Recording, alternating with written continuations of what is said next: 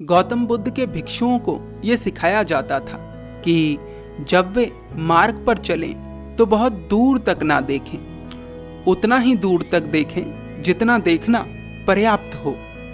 ब्रह्मचर्य के 3 स्तर कौन से हैं जिनका पालन ना करने के कारण किसी व्यक्ति का ब्रह्मचर्य नाश हो जाता है? नेत्र ब्रह्मचर्य क्या है? ऐसा क्यों होता है कि हम अपने शरीर पर तो संयम पा लेते हैं लेकिन हमारे मन में अश्लीलता चलती रहती है? और अगर हम अपने मन पर भी थोड़ा बहुत संयम पा लें तो ऐसा क्यों होता है कि स्वप्न में स्वप्न दोष हो जाता है और हमारे ब्रह्मचर्य का नाश हो जाता है? ऐसा क्यों होता है? आज इन प्रश्नों के उत्तर आपको इस कहानी के द्वारा मिलने वाले हैं। मेरा आपसे अनुरोध है कि आप इस कहानी को पूरी जागरूकता के साथ समझने का प्रयास करें। एक बार एक ब्रह्मचारी से कोई पूछता है, मुनिवर, मैं ब्रह्मचर्य का पालन कैसे करूं?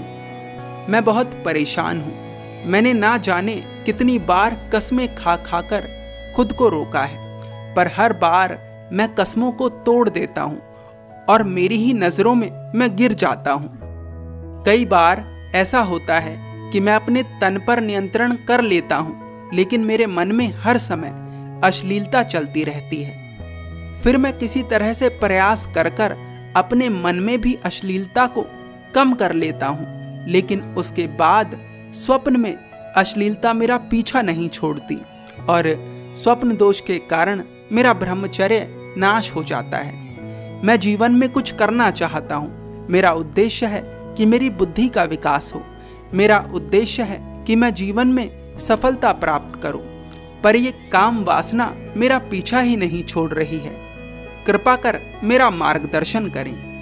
वे ब्रह्मचारी कहते हैं, 3 स्तर पर ब्रह्मचर्य का पालन करना होता है। ध्यान से समझो। सबसे पहला ब्रह्मचर्य है नेत्र ब्रह्मचर्य। सबसे पहले ब्रह्मचर्य नाश होने की शुरुआत होती है देखने से। जब हम जानबूझकर या अनजाने में अश्लीलता भरे दृश्य देखते हैं तो हमारे ब्रह्मचर्य के नाश होने की शुरुआत हो जाती है। ये पहला बीज है। वह व्यक्ति कहता है, परंतु मुनिवर, कभी कभी अनजाने में भी कोई अश्लील दृश्य दिख जाता है। ऐसी स्थिति में क्या करें? वे ब्रह्मचारी कहते हैं, कोई भी दृश्य देखना एक बीज को बोने के समान है। 1 या 2 बार यदि कुछ गलत दिख भी जाता है और सैकड़ों बार अगर तुम कुछ अच्छा देखते हो तो 1-2 बार गलत दिखने का कोई असर नहीं होगा। इसे ऐसे समझो, अगर तुमने किसी क्यारी में पुष्प बोए हैं, हजारों पुष्प के बीज उस क्यारी में डाले हैं और 1-2 बीज कड़वी घास के उसमें डल जाए तो प्रभाव पुष्पों का ही रहेगा, उस कड़वी घास का नहीं।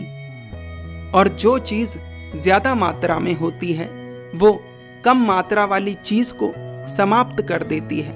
यदि सकारात्मकता, सात्विकता ज्यादा मात्रा में होगी तो नकारात्मकता को, गंदगी को समाप्त कर देगी। और कोई भी दृश्य दिखना समस्या नहीं है, उस दृश्य के बारे में सोचना समस्या है। ब्रह्मचर्य का दूसरा स्तर है मानसिक ब्रह्मचर्य। जैसे ही मन में अश्लीलता चले उसे तुरंत रोक दो। अब ये रोकने की शक्ति कहाँ से आएगी? ये रोकने की शक्ति आएगी व्यायाम से, संकल्प से, ध्यान से या भक्ति से। या तो संकल्प, भक्ति और व्यायाम होना चाहिए या फिर संकल्प, व्यायाम और ध्यान होना चाहिए। तभी तुम उस सोच को रोक पाओगे।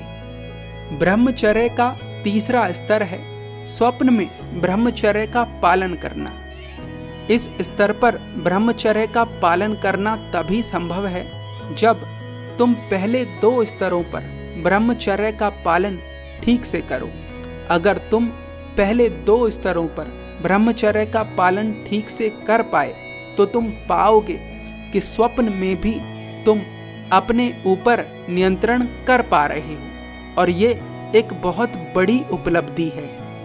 इस स्थिति में यदि स्वप्न में अश्लीलता आती भी है तो ये निर्णय तुम्हारे हाथ में होता है कि तुम्हें काम वासना में लिप्त होना है या नहीं।